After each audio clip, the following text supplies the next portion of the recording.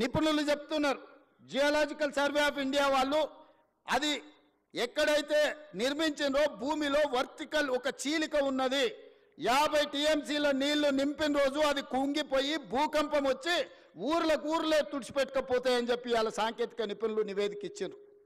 గత ప్రభుత్వం ఏ రోజు కూడా 15 టీఎంసీల కంటే ఎక్కువ నీళ్లు నింపలేదు. అట్లాంటి ప్రాజెక్టు మీద 1,00,000 కోట్లు ఖర్చు పెట్టి ఇవాళ కాళేశ్వరం కట్టినామని చెప్పి మాట్లాడుతున్నారు. నేను ఒకటే అడుగుతున్నా, ఈరోజు జరిగిన ప్రాజెక్టులో జరిగిన కమిషను ఈరోజు సాంకేతిక నైపుణ్యం మీద కొంతమేరకే విచారణ చేస్తుంది. బెస్ట్ సాంకేతిక నిపుణులను నియమిద్దాం. మీరు ఎక్కడ కట్టినరు, ఎట్లా కట్టినరు, దీని వెనకాల ఉన్న మర్మం ఏందో ఆలోచన చేద్దాం. ఈ గత 10 ఏళ్లలో జరిగిన నిర్మాణాలు మీరు ఏదైనా తీసుకోండి, మీ ఊర్లో కట్టిన చెక్ డ్యాములు తీసుకోండి, మీ ఊర్లో వేసిన రోడ్లను తీసుకోండి, మీ పల్లెల్లో కట్టిన డబుల్ బెడ్రూమ్ ఇళ్లను తీసుకోండి, లేకపోతే చిన్న చిన్న గ్రామ పంచాయతీ కార్యాలయాలు నిర్మిస్తే కూడా గత 10 ఏళ్లలో ఏం పనులు చేసిరో మీరు ఒక్కసారి చూడండి. నేను ఎందుకు ఈ మాట చెప్తున్నంటే 100 సంవత్సరాల అనుభవం ఒక్క పక్కన ఉంటే 10 సంవత్సరాల దుర్మార్గమైన ఇంకొక అనుభవం ఇంకొక పక్కన ఉంది. అందుకే ఈరోజు మీరు ఆలోచన చేయండి. ఒక పెద్ద మనిషి ఒక అధికారి నాకు చెప్పిండు, సార్ రాజకీయాలలో ప్రభుత్వ ఉద్యోగాలలో 3 దిశలు ఉంటాయని.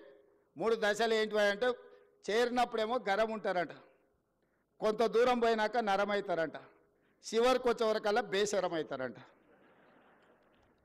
దయచేసి చేరినప్పుడు ఏ గరంతో ఉన్నారో మీరు ఉద్యోగ పదవీ విరమణ చేసే వరకు అదే గరంతో ఉండండి, తెలంగాణను నిర్మించండి.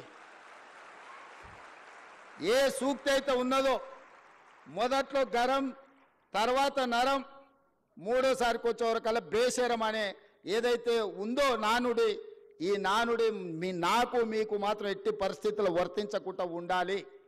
మనం ప్రజలు అత్యంత విశ్వాసంతో మనకు అవకాశం ఇచ్చిండ్రు, ఆ విశ్వాసాన్ని నిలబెట్టుకోవాల్సిన బాధ్యత మన అందరి మీద ఉన్నది.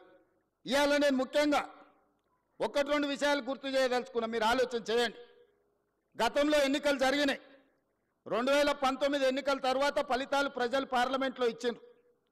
వినోద్ కుమార్ గారిని ఓడించారు, కల్వకుంట్ల కవిత గారిని ఓడించారు. 6 నెలలు తిరిగే లోపల ఒకరికి ఎమ్మెల్సీ ఇచ్చిండ్రు, ఒకరికి ప్లానింగ్ కమిషన్ వైస్ చైర్మన్ ఇచ్చిండ్రు.